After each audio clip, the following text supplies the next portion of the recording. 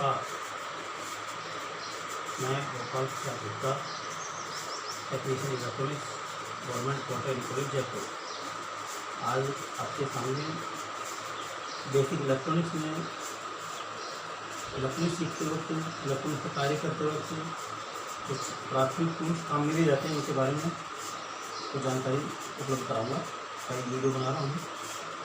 यद्यपि टूल्स तो बहुत सारे काम में लिए जाते हैं, लेकिन अभी जो उपलब्ध हैं उन्हीं के बारे में जानकारी दूँगा। सबसे पहले ये जो इंस्ट्रूमेंट मेरे हाथ में है, इस तरह का जो इंस्ट्रूमेंट होता है, ये डिजिटल मल्टीमीटर। ये मल्टीमीटर जैसा कि नाम ये इंस्ट्रूमेंट को बोलता है, ये मल्टीमीटर है। मल्टीमीटर यानी कि ऐसा मेजरिंग इंस्ट्रूमेंट जो एक से ज़्यादा फंक्शंस को मेजर करता है। ये मेजरिंग इंस्ट्रूमेंट है। अब इसमें 4-5 तरह के फंक्शन है जिनको हम मेजर कर पाते हैं।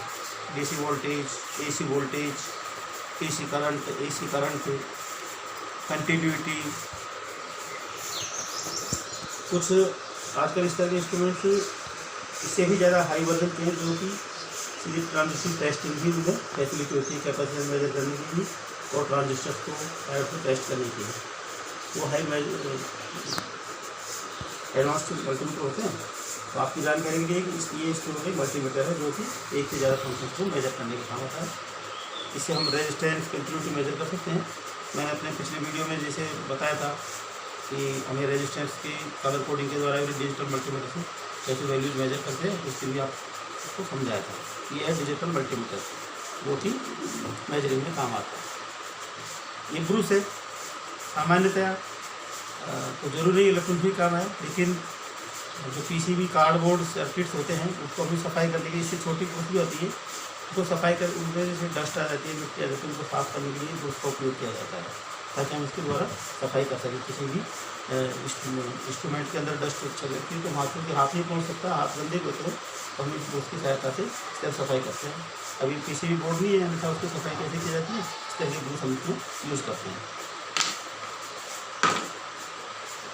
ये है ड्रिल मशीन। बेसिकली ये मैकेनिकल बड़ी ये बिट है ड्रिल मशीन की। ये इलेक्ट्रॉनिक्स में बिट लगती है, इस स्थान पर बहुत बारीक बिट लगती है। ये तो चूँकि मैकेनिकल के इंस्ट्रूमेंट्स की बिट है, ये उपलब्ध है। और बस यही चीज़ भी इसकी बहुत बारीक बिट लगती है, उसको हम की सहायता से उसको खोल करके बारीक बिट लगाते हैं, पीसीबी में ड्रिल करने के काम आती है। जो पीसीबी बोर्ड होता है जिसमें कंपोनेंट माउंट किए होते हैं, जिनको फोल्डर करना होता है, तो इस तरह की मशीन होती है। इससे भी hand drill machine, electric operated machine होती है। ये सैंपल के तौर पर है कि ड्रिल मशीन है, जो ड्रिल मशीन का उपयोग होता है ड्रिल करने के लिए। ये बिट तो एक्चुअल में दीवार और बड़े जहाँ ड्रिल करने होते हैं उससे यूज़ की जाती है। और इसके स्थान पर बदल करके एक बहुत बारीक बिट होती है, HSS बिट, उनको लगा करके हम पीसीबी में ड्रिल कर सकते हैं। ये भी उपयोग होता है। ये स्पैनर है, पाने को बोलते हैं, देसी भाषा में पाना कहते हैं। ओपन एंडेड है, दोनों तरफ से खुले हुए हैं, अलग अलग वैल्यूज़ के हिसाब से होते हैं। नट उनको खोलने के काम में आते हैं। या फिर कई बार स्विचेज जो लगाते हैं किसी पर इंस्ट्रूमेंट पर, इलेक्ट्रॉनिक इंस्ट्रूमेंट पर, उनको छोटे छोटे कसने के काम में हम लेते हैं। कि अलग अलग साइज में उपलब्ध होते हैं। ये लाइट कम टेस्ट स्क्रू ड्राइवर कम टेस्टर है। इसमें अलग अलग तरह के हम पेचकस के भी काम में ले सकते हैं और लाइट टेस्ट के भी काम में ले सकते हैं।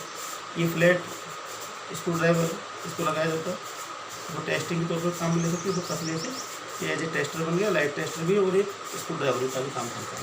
यदि कई ऐसे इंस्ट्रूमेंट होते हैं जहाँ डीपली हमको काम करना होता है या फिर टेस्टर पहुँच नहीं पाता है, तो उसको एक्सटेंड करने के लिए, लेंथ बढ़ाने के लिए ये इस तरह का कनेक्टर बीच में यूज़ कर सकते हैं। इसकी सहायता से हम इसको लगा करके ही इसको लेंथ को बढ़ा करके टेस्टर भी और हम काम कर सकते हैं।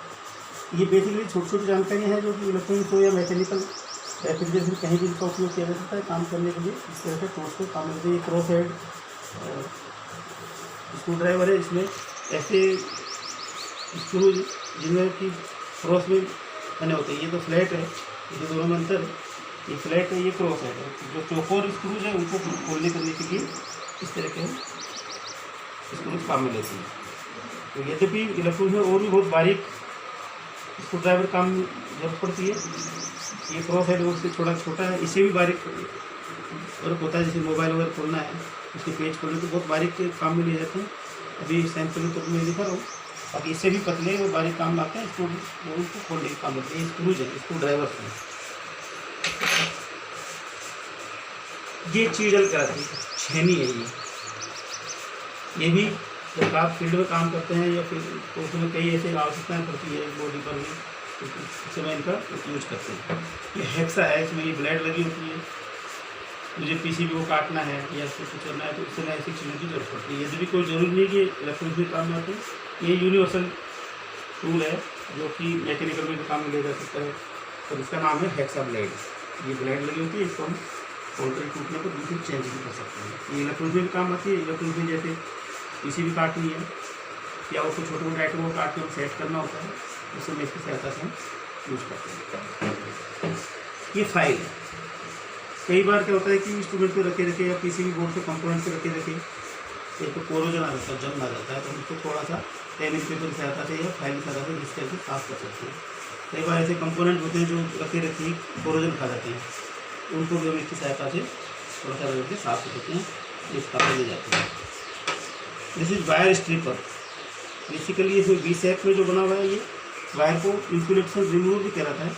वायर को हम काट भी इसकी सहायता से कटिंग भी कर सकते हैं और ये इंसुलेशन को रिमूव करने के लिए भी काम में लेते हैं। जैसे मैं आपको दिखा था कैसे रिमूव करते हैं इंसुलेशन को, ये इसका नाम वायर स्ट्रिपर कहलाता है। ये बेसिकली इलेक्ट्रॉनिक्स में अक्सर काम में आने वाला टूल्स है। आजकल इससे एक मल्टीपर्पज़ टूल्स भी आ गए जिसमें वायर स्ट्रिपर,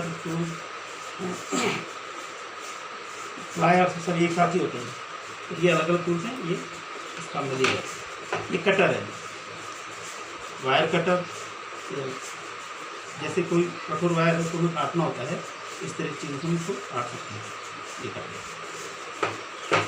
ये लॉन्ग नोज प्लायर है, एज ए चिमटी की तरह ही काम करता है कि जब कभी भी स्टूडेंट्स में काम कर रहे होते हैं इलेक्ट्रॉनिक डिवाइसेज पर, तो हमें कोई स्क्रूज उठाना होता है, पेच उठाना होता है, उसको वापस से डीपली फिट करना होता है, तो इस तरह के इंस्ट्रूमेंट में काम में लिया जाते हैं। इसकी सहायता से हम पकड़ करके,